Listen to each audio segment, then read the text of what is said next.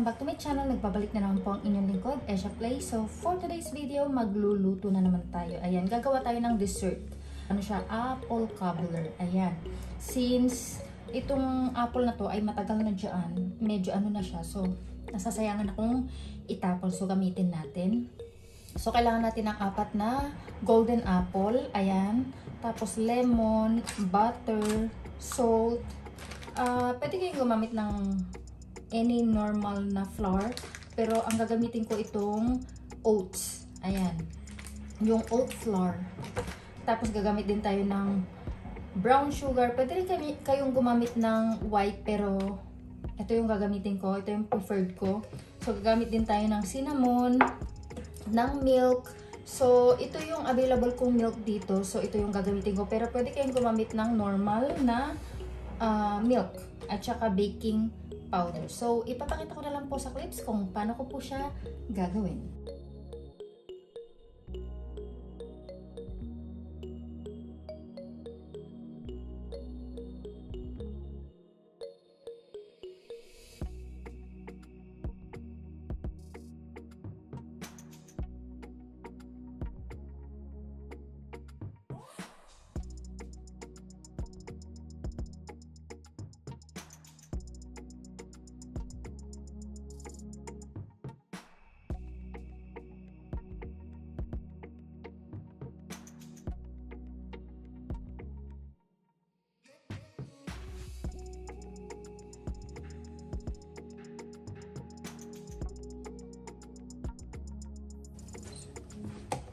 So, okay na yung half lemon.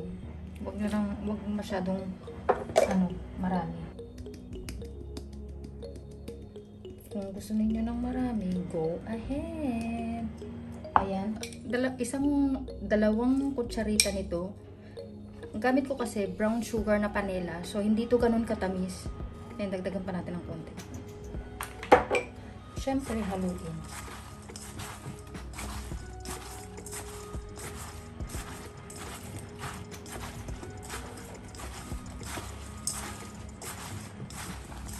Kung naamoy nyo lang guys, ang bango-bango na kaagad. So, dagdag pa natin ang konti. Ay! Naparami tuloy. Ayan. So, okay na to.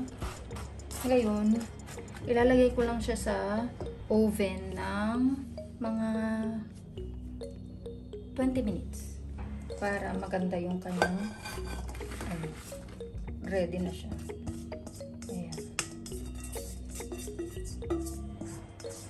So, depende sa gusto ninyo guys ha. Ito kasi, ayoko kasi ng matamis na dessert. So, gusto ko yung hindi ako mauumay or hindi ako manginginig sa asukal, sa tamis, ganun. So, kayo nang bahalang magdagdag ng tamis na gusto ninyo. Ayan. So, lagay lang natin to sa oven ng 160 degrees 10 to 20 minutes para lumambot siya. So, balikan ko kayo later. So, ngayon naman guys, magtakal tayo ng butter.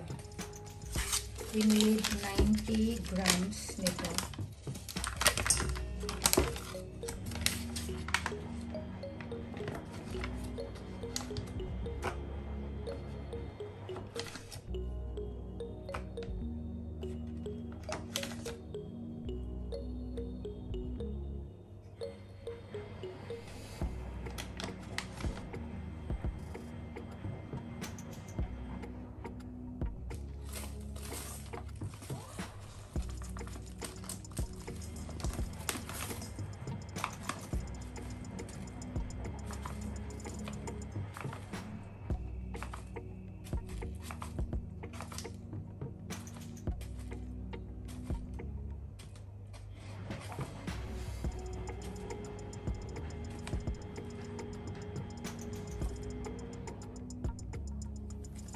Okay, ang baking powder ko.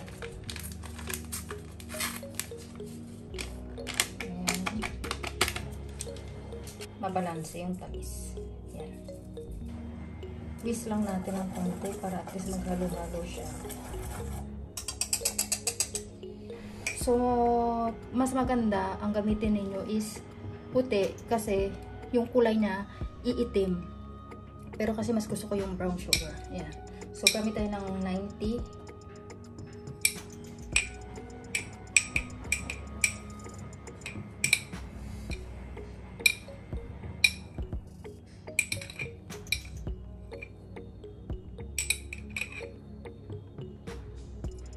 Okay na yan.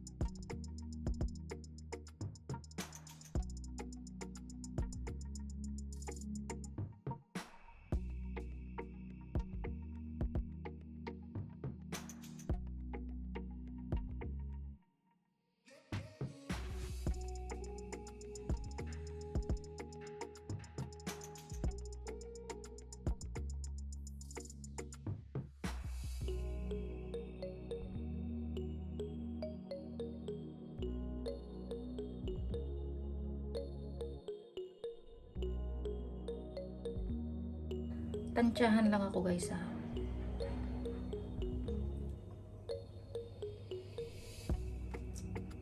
Basta hindi yung basang-basa. Okay na yata yan.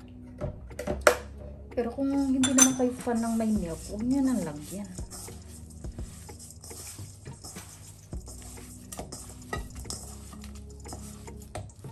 Ayan, okay na yan.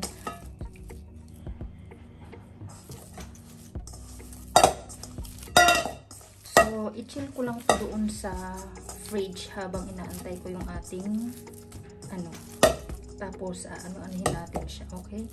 So, balikan ko kayo later. So, eto na siya guys. Ating mainit pa yan guys. Tsaka hindi pa siya yan ganun ka lambot. Pero maluluto pa yan mamaya. So, depende sa inyo kung paano nyo gagawin. Ako kasi ganyan lang. Kasi mag-ano-ano pa yan. Kumbaga magpa-flatten pa.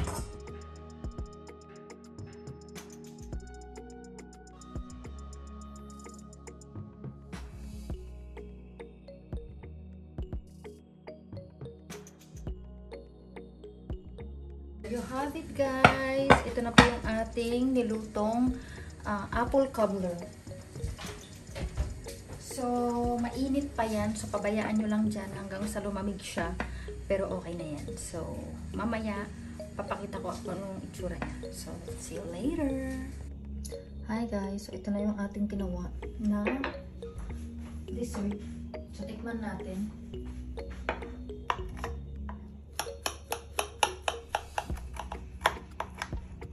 Ayan. So, i-taste test natin. Kung pwede na. Ayan. So, mukha lang siyang maitim. Pero, kaya depende na yung sa flour na gagamitin ninyo.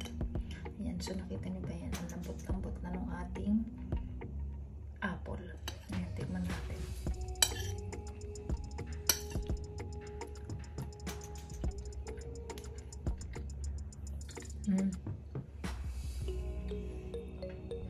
Para sa akin, sakto na yung tamis. Matamis pa nga siya para sa akin pero nasa sa inyo yan kung gusto ninyo pang dagdagan or bawasan. Pero sa akin, sakto na to. Ayan. Alam mo yung tamis na hindi nakaka-nginig? Tapos lagyan nyo ito ng konting or ng ice cream. Pak na pak na. Sarap.